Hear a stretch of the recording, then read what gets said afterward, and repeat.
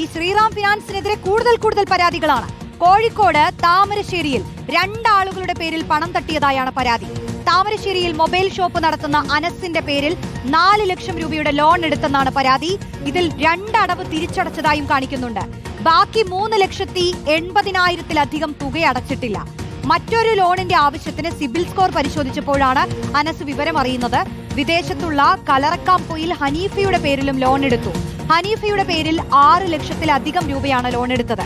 2022 എടുത്ത ലോണിൽ 4.5 ലക്ഷത്തോളം രൂപ തിരിച്ചടച്ചിട്ടുണ്ട്. പ്രതികരണം കാണാം. ഞാൻ ശ്രീറാം ഫിനാൻസിൽ നിന്ന് 2-3 വർഷം മുമ്പ് ഒരു ലോൺ എടുത്തിട്ടുണ്ടായിരുന്നു. 3 വർഷം മുമ്പ് അത് ക്ലോസ് ചെയ്തതാണ്. പക്ഷേ ഇപ്പോൾ ഞാൻ എൻ്റെ സിവിൽ സ്കോറും ചെക്ക് ചെയ്തിരുന്നത് ലോൺ എടുക്കുന്നതിൻ്റെ ആവശ്യാർത്ഥം. അപ്പോൾ അതിൽ സിവിൽ സ്കോർ ഡൗൺ ആയത് കണ്ട് ഞാൻ ചെക്ക് ചെയ്തപ്പോൾ ശ്രീറാം ഫിനാൻസിൽ 4 ലക്ഷം രൂപ എൻ്റെ പേരിൽ ലോൺ കയറി കിടക്കുന്നതായിട്ട് കാണിക്കുന്നത് ആക്റ്റീവായിട്ട്. അതിൽ 2 അടവ് അടിച്ചതായിട്ടും കാണിക്കുന്നത്. പക്ഷേ ഞാൻ അവിടെ നിന്ന് ലോൺ എടുത്തിട്ടുമില്ല. പക്ഷേ ഞാൻ അവരെ സമീപിച്ചപ്പം അവർ പറയുന്നത് അത് അവരുടെ സിസ്റ്റം എററായത് കൊണ്ടാണ്. പക്ഷേ എനിക്ക് നഷ്ടപ്പെട്ടത്, ഞാൻ എടുക്കാൻ പോയ ലോണ് എനിക്ക് നഷ്ടപ്പെട്ടത് സിവിൽ സ്കോറിൻ്റെ ഭാഗമായിട്ടാണ്. ഈ ഒരു ലോൺ ആക്റ്റീവ് ആയതുകൊണ്ട്. ശരത്ത് ചേരുന്നു. ശരത്ത്, ഈ മനുഷ്യരൊക്കെ പെട്ടിരിക്കുകയാണ്. ഇവരൊന്നും അറിഞ്ഞിട്ട് പോലുമില്ല ഇവരുടെ പേരിൽ ഇങ്ങനെ വായ്പയുണ്ടെന്ന്. മറ്റൊരു വായ്പ എടുക്കാൻ വേണ്ടി പോകുമ്പോഴാണ് സ്വന്തം പേരിൽ ഇത്രയും വായ്പയുള്ളതായി അറിയുന്നത്.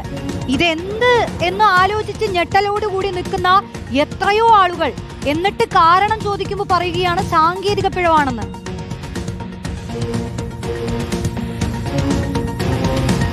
റോഷ്നി, അത് തന്നെയാണ്. അതായത് താമരശ്ശേരിയിൽ തന്നെ 2 പരാതികളാണ് ഇപ്പോൾ ഉയർന്നു വന്നിട്ടുള്ളത്. 2 പേരും ഇത്തരത്തിൽ നേരത്തെ ലോൺ എടുത്തതും പിന്നീട് ഇത് അടവ് പൂർത്തീകരിച്ചവരുമാണ്. പക്ഷേ പിന്നീട് ഇവരറിയാതെ തന്നെ ഇവരുടെ ബാങ്കുകളിലൂടെ ഈ അക്കൗണ്ടുകൾ വിവരങ്ങളൊക്കെ തന്നെ ശേഖരിച്ച ശേഷം മറ്റൊരു ലോൺ എടുത്തു.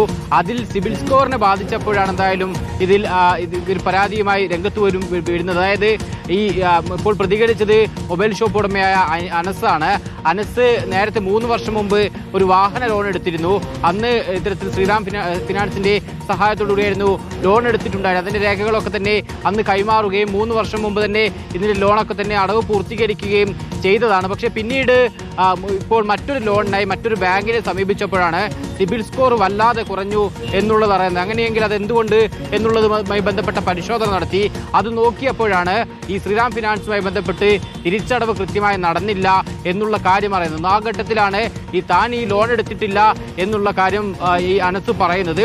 അതുമായി ബന്ധപ്പെട്ട് നോക്കിയപ്പോൾ സിസ്റ്റം എറർ എന്നുള്ളതാണ് ഈ താമരശ്ശേരിയിലെ ശ്രീറാം ഫിനാൻസിന്റെ സ്ഥാപന അധികൃതരൊക്കെ തന്നെ വിശദീകരിച്ചത്. അതായത് സിസ്റ്റം എറർ എന്ന് പറയുമ്പോഴും ഇത് 1-2 പരാതിയല്ല, ഒരുപാട് പരാതികളുണ്ട് എന്നുള്ളതാണ് വളരെ പ്രധാനപ്പെട്ട കാര്യം. താമരശ്ശേരിയിൽ തന്നെ വിദേശത്ത് നിന്നുള്ള മറ്റൊരാൾക്കും സമാനമായ, അതായത് പ്രവാസിയായ മറ്റൊരാൾക്കും സമാന പരാതിയുണ്ട് എന്നുള്ളതാണ്. അതായത് താമരശ്ശേരി ചുങ്കം സ്വദേശിയായ അനീഫയ്ക്കാണ് മറ്റൊരു ദുരനുഭവമുള്ളത്. 6,25,000 രൂപയാണ് അനീഫയുടെ അക്കൗണ്ടിൽ നിന്ന് ഈ ശ്രീറാം ഫിനാൻസ് വഴി എടുത്തിട്ടുള്ളതായി കാണിക്കുന്നത്. അനീഫ അറിയാതെയാണ് ഈ പണം എടുത്തിട്ടുള്ളത്.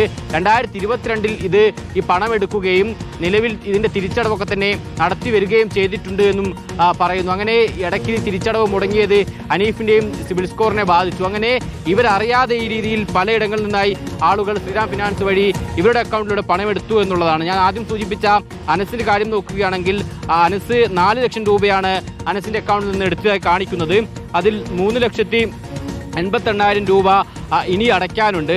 ബാക്കി തുക 2 തവണ അടവ് നടത്തിയതായും പറയുന്നുണ്ട്. ബാക്കി 3,80,072 രൂപയാണ് ഇനി ബാലൻസ് അടയ്ക്കാനുള്ളത്. ഇത് അനസ് അറിയാതെയാണ് ഈ പണം എടുത്തത് എന്നുള്ളതാണ് ഞെട്ടിക്കുന്നത്.